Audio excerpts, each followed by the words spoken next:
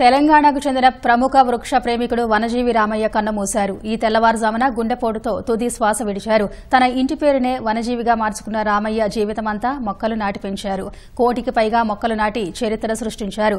పర్యావరణ పరిరక్షణకు ఆయన చేసిన సేవలను గుర్తించిన కేంద్రం 2017లో పద్మశ్రీ పురస్కారంతో సత్కరించింది.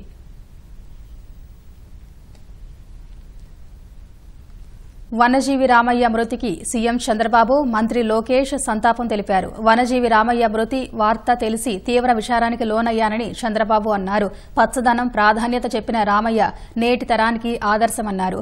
రామయ్య మరణం పర్యావరణ పరిరక్షణ ఉద్యమానికి తీరని లోటని పేర్కొన్నారు. వనజీవి రామయ్య ఆత్మకు శాంతి కలగాలని చంద్రబాబు కోరారు. వనజీవి రామయ్య మరణం బాధాకరమని మంత్రి లోకేష్ అన్నారు. వృక్షో రక్షితే రక్షితః అనే సందేశమే రామయ్య జీవిత సారాంశమన్న లోకేష్ చెట్ల ఆవశ్యకత చెప్పిన రామయ్యను నిజమైన పర్యావరణ యోధుడిగా అభివర్ణించారు. వనజీవి రామయ్య చూపిన మార్గం భావి తరాలకు ప్రేరణని మంత్రి పేర్కొన్నారు.